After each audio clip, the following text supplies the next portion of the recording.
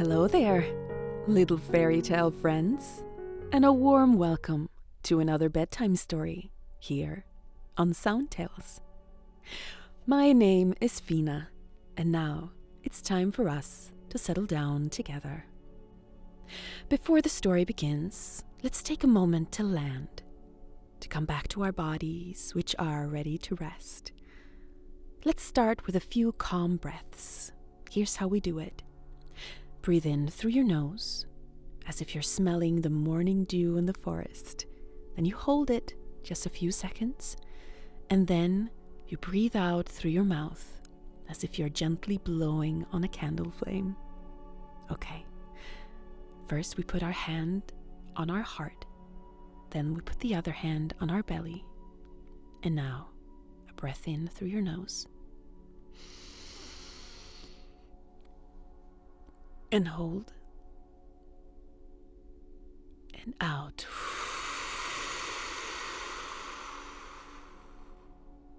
Very good. One more time. In. Hold it. And out. Just feel how your bodies are sinking into the mattress. And now I want you to wrap your arms around yourself and give yourself a big hug and tense your toes and your feet and your knees and your thighs and your butt and your stomach and your shoulders and scrunch your face. Hold it. 3, 2, 1.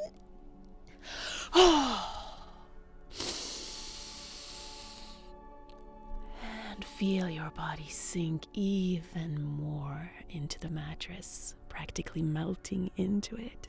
Very good.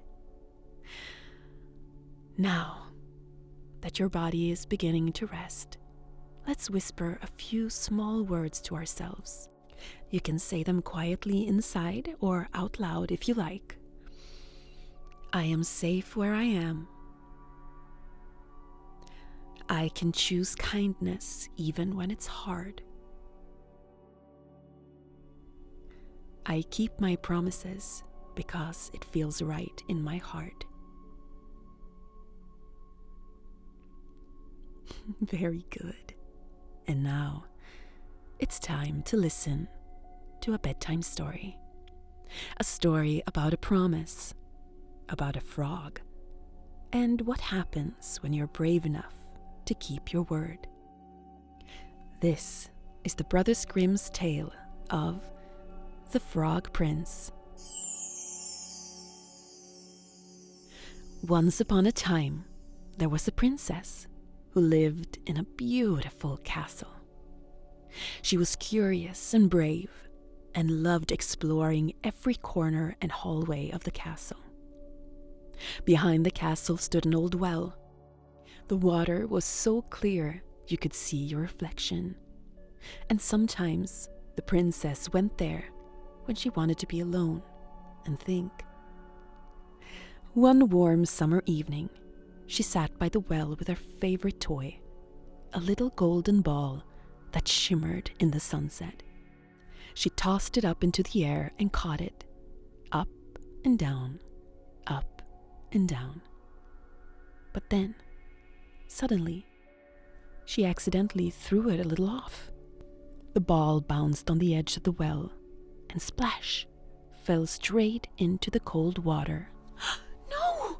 Cried the princess, peering down into the well. But it was too deep.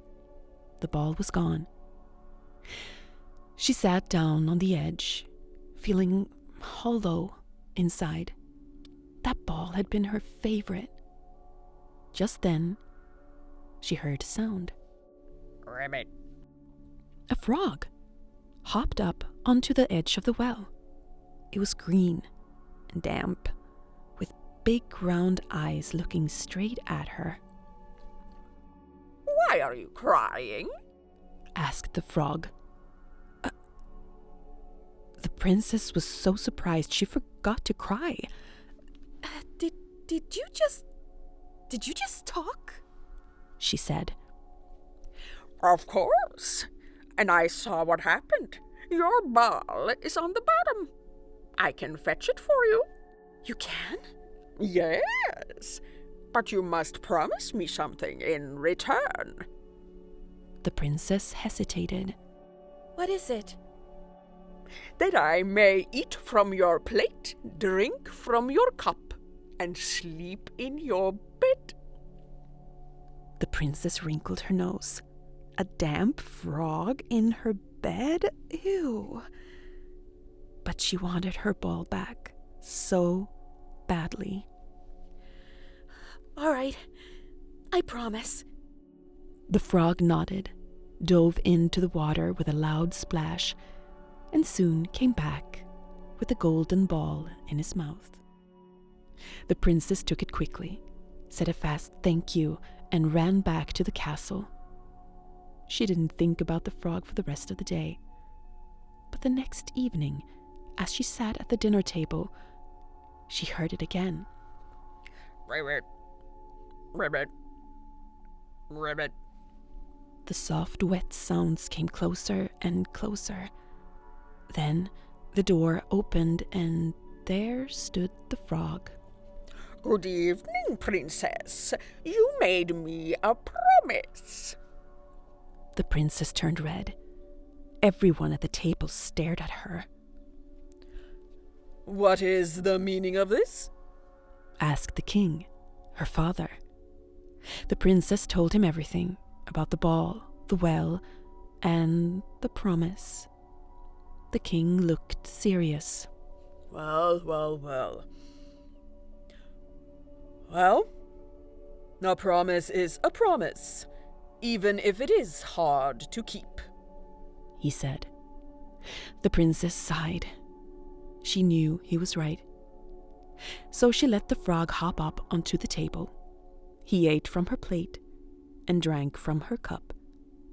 It felt strange, but the frog was quiet and polite.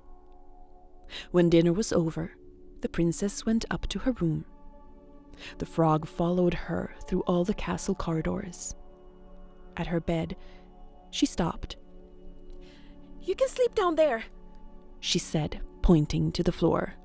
But the frog shook his little head. You promised I could sleep in your bed. The princess bit her lip. She didn't want to. But a promise was a promise. So she carefully lifted the little frog and placed him on the pillow beside her. Good night, then, she mumbled and turned away. Good night, princess, and thank you for keeping your word, said the frog softly. There was something in his voice, something lonely, yet full of gratitude. The princess felt a warmth spread in her chest. She closed her eyes and drifted to sleep. And when she woke the next morning, the frog was gone. Instead, a young prince sat at the edge of her bed, smiling at her. Don't be afraid. It was I who was the frog. An evil witch cursed me long ago, and I was to remain a frog until someone treated me as a friend and kept their promise to me, even when it was hard. The princess rubbed her eyes. It all felt like a dream. But the prince looked happy, and she felt happy too. Thank you for being kind to a little frog, said the prince. Thank you for getting my ball back, said the princess. And from that day on, they were friends. Because sometimes the best friendships begin where you least expect them. And promises, even the hard ones, are always worth keeping. The end. And so ends the story of the Frog Prince, a tale of courage, kindness, and what can happen when we stay true to our promises. It's easy to make a promise in the moment, but sometimes it's harder to keep it. This princess chose to keep hers anyway. And maybe that's why the spell was broken. Some friendships don't begin with laughter or games. They begin with something small. A word, a gesture. And suddenly, a door opens to something great. Maybe you've made a promise too. Maybe you hesitated. And that's okay. Keeping a promise isn't always easy, but it is beautiful. And when we do, something gentle changes inside us and inside the hearts of others. And before we drift off to sleep, I want to say this to you. You are wise enough to know what's right, and you are brave enough to do it. And you are still loved, you're still safe, and you are always welcome here. Thank you for listening to my bedtime story today, and we'll meet again soon, right here on SoundTales. Sleep tight.